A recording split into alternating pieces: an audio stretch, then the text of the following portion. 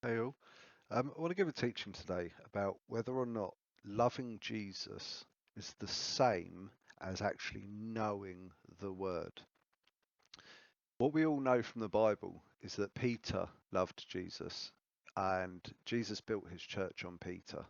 I'm currently on Matthew 16. We are on verse 18. And Jesus is saying, "And I say unto thee that thou art Peter, and upon this rock I will build my church, and the gates of hell shall not prevail against it." And the Catholics and the Orthodox, they all use this verse. They love this verse. They'll claim that they are the church that's built on Peter, and they're really proud to be that church.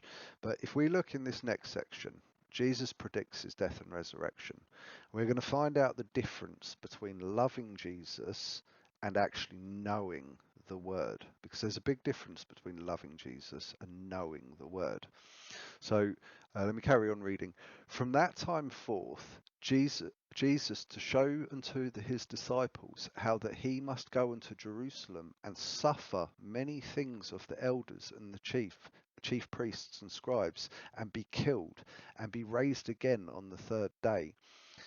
Then Peter took him and began to rebuke him, saying, Be it far from thee, Lord, this shall not be unto thee. Now you see, let's go to the next one as well.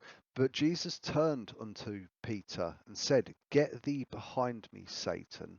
Thou art an offence unto me, for thou savourest not the things that be of God, but those that be of men.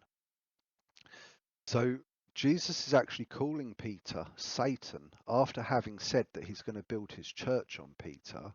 He then calls Peter Satan. And the reason is because Peter savours not the things that be of God, but those that be of men. Now that is the doctrine of man. If we actually look earlier on the verse, we've got the warning of the leaven of the Pharisees and the Sadducees. And it says here, be aware not of the leaven of bread, but of the doctrine of man. These are groups of men, so the doctrine of men. And Peter here is being told that he savours not the things of God, but those that be of men.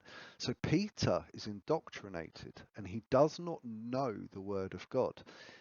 Here, where Peter says, and Peter took him and began to rebuke him, saying, Be it far from thee, Lord, this shall not be unto thee. Now, I've already got these ready here. Daniel 9:26 says, And after 62 weeks shall Messiah be cut off, but not for himself. So it says it in the Old Testament, in Daniel, that Jesus will be cut off. But then Peter's saying, no, this isn't going to happen. Peter did not know the word. For as much as Peter loved Jesus, he did not know the word. Even in Isaiah 53, who hath believed our report, and to whom hath the arm of the Lord been revealed? For he shall grow up before him as a root, grow up before him as a tender plant, and as a root out of dry ground.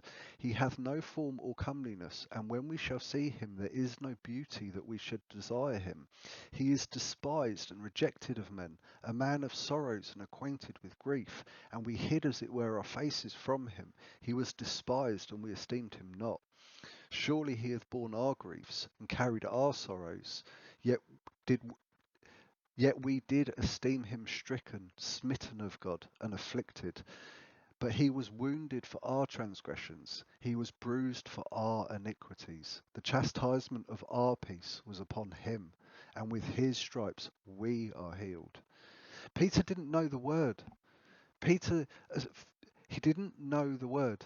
He was indoctrinated. He savourest the things that he, for thou savourest not the things that be of God, but those that be of men. If Peter knew the word, and if you've heard my teachings before, you know the importance of understanding the word.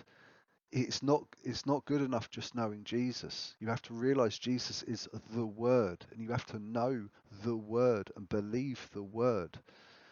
Peter's rebuke here, it proves that he did not know the word. Like all Christians, they love Jesus, but they do not know the word. Now I'm telling you, all of my people that are claiming to to to love God, get to know His Word. Read His Word. Open His Bible and read His Word. Get yourself a King James Bible. I stand by the King James Bible only. Well, I say that. What I mean by that is that I reject the modern translations that are from what's known as the Alexandrian Bible. Codex Vaticanus and Codex Sinaiticus. If it's translations from them, I reject.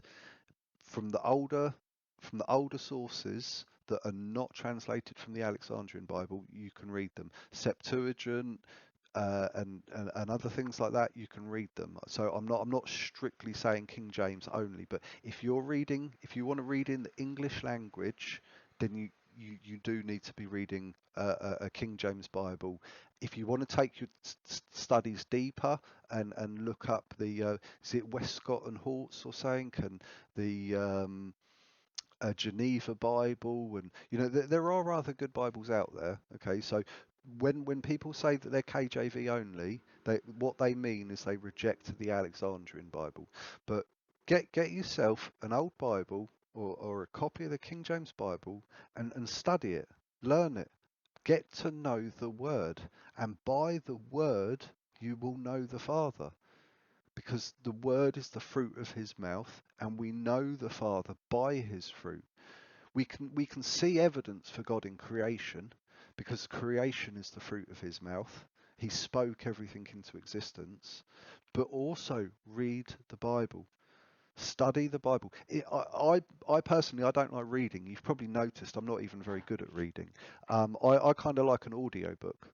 If I'm in the car or something like that, um, sometimes just sitting home. There was one time I was house sitting. A friend went on holiday, and I stayed at their house for a week looking after their cats.